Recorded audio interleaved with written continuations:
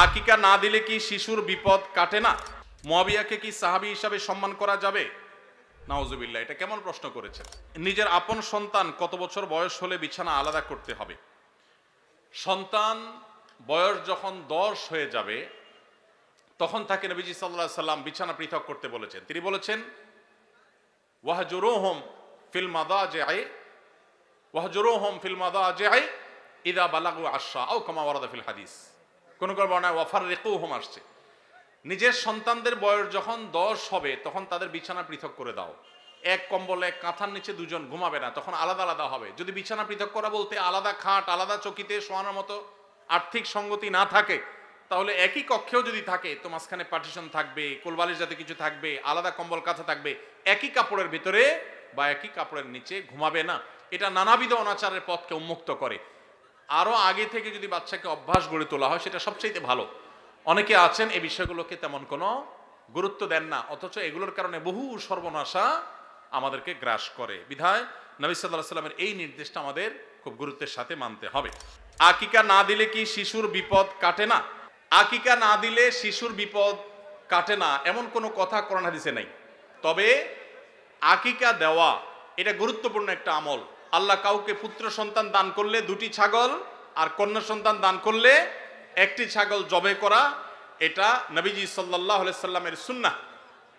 এটা জন্মের 7ম দিনে, না হলে 14তম দিনে, না হলে 21তম দিনে করবেন। সেটাও যদি কোনো কারণে না হয় পরে যে কোনো সময় করলেও আদায় হয়ে যাবে। এমনকি কারো শিশুকালে যদি আকিকা দেওয়া না হয়, বড় হওয়ার পরে তার আকিকা দিলেও আদায় হয়ে যাবে।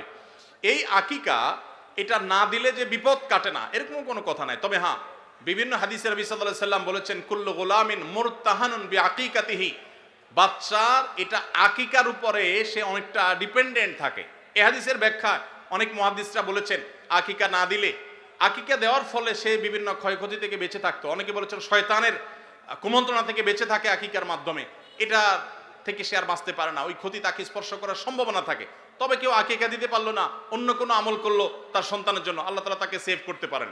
এমন কোনো কথা নাই যে আকিকা না দিলেই তার সন্তানের বিপদ কাটবে না। তবে আকিকা দেওয়া উচিত, এর মাধ্যমে সন্তান নানাভাবে উপকৃত হয়, নানাভাবে সেভ থাকে, নিরাপদে থাকে। আল্লাহ আমাদের যাদের সামর্থ্য দিচ্ছে তাদেরকে আমল করার তৌফিক দান করুন। মুয়াবিয়াকে কি সাহাবী হিসাবে সম্মান করা যাবে? নাউজুবিল্লাহ, এটা কেমন প্রশ্ন করেছেন। যে ভাই প্রশ্ন করেছেন তার হয়তো জানার ঘাটতি আছে। মুয়াবিয়া রাদিয়াল্লাহু তাআলা আনহু নবী করিম সাল্লাল্লাহু আলাইহি সাল্লামের অত্যন্ত স্নেহভাজন, অত্যন্ত স্নেহধন্য সাহাবীদের একজন। সাহাবী হিসাবে সম্মান করা যাবে কিনা মানে সিনিয়র সাহাবীরা তার জীবদ্দশায় সিনিয়র বড় বড় সাহাবীদের কেউ তাকে অসম্মান করেছেন দেখাতে পারবেন? তাহলে আপনার মনে প্রশ্ন কোত্থেকে আসলো? সাহাবীদের মধ্যে নিজেদের মধ্যে বহু বিষয়ে মতপার্থক্য হয়েছে, এমনকি যুদ্ধ পর্যন্ত হয়েছে। নবীজি সাল্লাল্লাহু আলাইহি সাল্লাম পরিষ্কারভাবে নিষেধ করেছেন যে আমার সাহাবীদেরকে গালমন্দ করবে না, সমালোচনা করবে না। নবীজি সাল্লাল্লাহু আলাইহি সাল্লামের এই হাদিস থেকে বোঝা যায় সাহাবীদের কোনো ভুল, কোনো ত্রুটি হতে পারে মানুষ হিসাবে, কিন্তু হলে সেটার কারণে সমালোচনা করা, গালমন্দ করার অধিকার আমাদের নাই। আপনার বাবা যদি তার কোনো ভুল হয় আপনি কি সেটার সমালোচনা করে বেড়াবেন? সাহাবীদের সম্পর্কে নবী সাল্লাল্লাহু আলাইহি ওয়াসাল্লাম হাদিসগুলো একটা একটা করে পড়ে দেখবেন।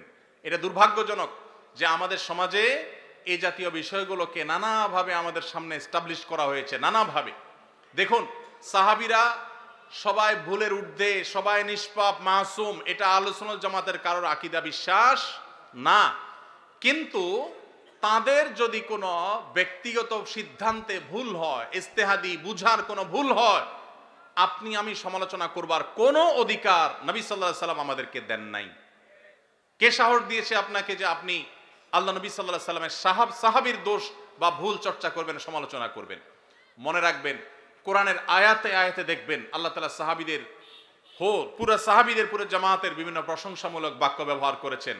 সীমাহুম ফি উজুহিহিম মিন আসারিস সুজুদ তারাহুম রুকআন সুজদান ইয়াবতাগুনা ফাদলা মিনাল্লাহি ওয়া রিদওয়ানা। সাহাবীরা আল্লাহ বলছেন তারা আল্লাহর সন্তুষ্টি চায়, অন্য কিছু চায় না, ইখলাস আছে তাদের, আর আপনি সমালোচনা করেন কিভাবে? ভাইরা আমার, মুয়াবিয়া রাদিয়াল্লাহু তাআলা আনহু কে জানেন?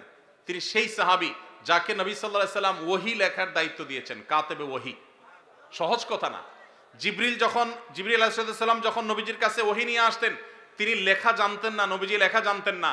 কত বড় বিশ্বাস করলে, কত বড় আস্থা থাকলে মুআবিয়া রাদিয়াল্লাহু তাআলা আনহু লিখছেন, কি লিখছেন নবীজি? তিনি যেহেতু লেখাপড়া জানতেন না, তিনি উম্মি ছিলেন, কি লিখছেন তিনি জানেন না, কত বড় বিশ্বাস থাকলে তাকে দিয়ে নবী সাল্লাল্লাহু আলাইহি ওয়াসাল্লাম ওহী লেখাইছেন। সেই কাতিবে ওহী, তিনি সাহাবী হিসাবে পরিপূর্ণ মর্যাদা পাবেন।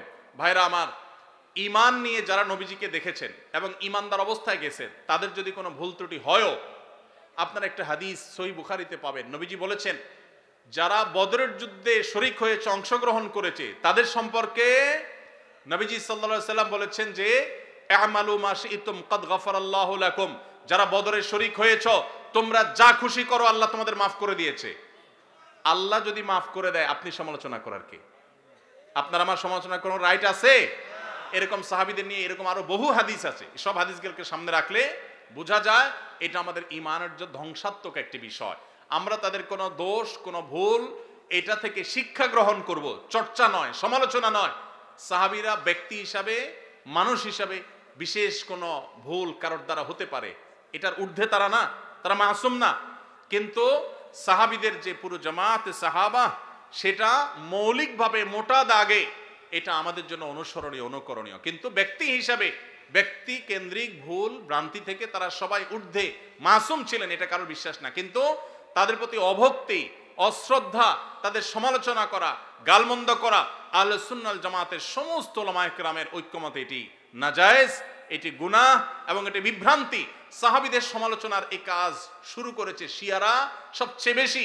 তারা আম্মা জান আয়েশা রাদিয়াল্লাহু তাআলা আনহাকে গালমন্দ করে, আবু বকর রাদিয়াল্লাহু তাআলা আনহুকে গালমন্দ করে, আলী রাদিয়াল্লাহু তাআলা আনহুকে গালমন্দ করে, আর অনেক সাহাবীকে, সরি আলী রাদিয়াল্লাহু তাআলা আনহু ছাড়া অন্য যে সমস্ত ওমর রাদিয়াল্লাহু তাআলা আনহুকে গালমন্দ করে, তারা নবীজির সাহাবীদেরকে গালমন্দ করে। এটা শিয়াদের কাজ।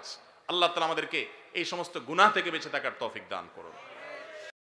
আস-সুন্নাহ ফাউন্ডেশন, উম্মার স্বার্থে সুন্নাহর সাথে।